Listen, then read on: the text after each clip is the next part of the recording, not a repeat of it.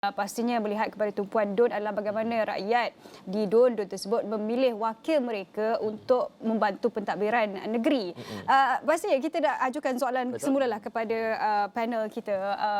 Ini persoalan berkenaan dengan figura politik. Itu kalau kita bercakap berkenaan dengan figura politik yang kita tahu memainkan peranan penting bagi mereka meletakkan, mempertaruhkan diri mereka untuk meraih undian itu. Tapi Mujibu, bagaimana pula dengan sosok-sosok yang bertanding ini yang sudah pun menempa nama tetapi bukan dalam arena politik. Misalnya kita tahu di DUN Gurun dan juga DUN Lembah Jaya. DUN Lembah Jaya Ultimate merupakan bekas penyanyi ataupun mantan penyanyi lah sebelum ini kan, Badrul Bahtiar di DUN Gurun.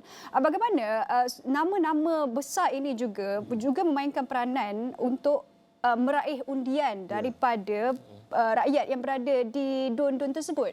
Ya, satu, kita menyaksikan peningkatan variety dalam calon itu jelas ada di dalam PRN ini, bukan tokoh-tokoh politik sahaja. Ahli politik saja. Kita ada selebriti, kita ada ahli sukan, profesor, pegawai-pegawai kanan dan tinggi kerajaan ada bertanding pada kali ini. Satu segi kita harus faham bahawa dalam pilihan raya faktor calon sangat main peranan. Ya, calon ini bukan saja perlu membawa auranya tersendiri, tapi juga dia perlu disepakati oleh parti dan juga akar umbi. Ini dua faktor yang memainkan peranan. Kerana kalau pemilihan calon itu tidak sesuai, ya, dirisau akan ada sabotaj, boikot, terutamanya daripada konteks parti dan juga akar umbi. Kerana populariti saja juga tidak membawa sebarang makna kalau parti itu tidak menjalankan kerjanya. Kalau akar umbi itu tidak melakukan kerja-kerja lapangan bagi calon. Ya, mungkin calon popular kerana ini adalah figur-figur yang sudah dikenali ramai. Ya, tetapi di peringkat parti mungkin tidak diterima, di peringkat akar umbi mungkin tidak berapa selesa. Jadi ini satu faktor yang memainkan peranan. Sebab meletakkan calon semata-mata hanya berdasarkan popular atau berdasarkan latar belakangnya yang unik, ya, artis, ahli sukan, bekas profesor di universiti, pegawai-pegawai tinggi kerajaan, tokoh-tokoh datang daripada latar belakang ketenteraan, keselamatan dan sebagainya, itu juga tidak memberikan apa-apa makna kalau parti akar umbi tidak menerimanya. Kerana pertimbangan-pertimbangan begini sangat penting. Sebagai contoh, kita ambil di Negeri Sembilan. Bagaimana mereka-mereka yang menang di parlimen, ya, Menteri Besar, Tok Mat sendiri, Anthony Lok dan juga pengurusi Badan Perhubungan UMNO Negeri Sembilan ini, mereka-mereka yang sudah menang.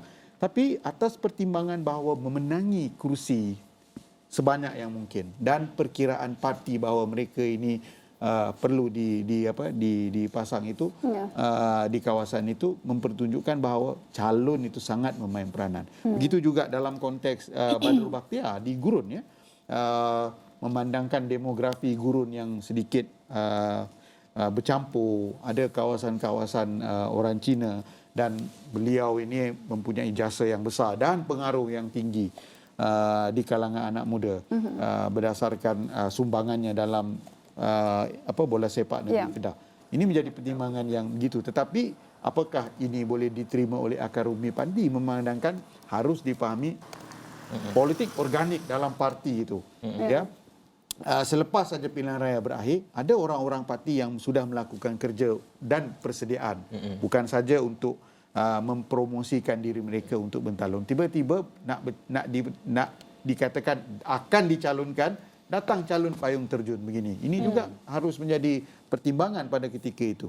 Ya, tapi jelas faktor calon adalah faktor paling utama dalam setiap pilihan raya. Di samping juga kita mengatakan aspek parti, manifesto dan isu memainkan peranan. Itu antara pertimbangan-pertimbangan yang menjadi perkiraan asas pada setiap parti meletakkan calon. Tapi dari sudut variety kita bagi pujian lah. Ya, kita memerlukan suara daripada orang yang ada pengalaman dalam industri sukan bagi membantu untuk mencernakan dasar-dasar positif dan progresif dalam sukan. Ya, dalam industri hiburan. Kerana industri-industri ini memang kalau digambling dengan baik mampu untuk menyumbangkan sektor baharu dalam ekonomi dan ada perkembangan KDNK yang baik. Sebagaimana kita tahu di luar negara, industri serukan ini adalah industri yang berbilion dolar.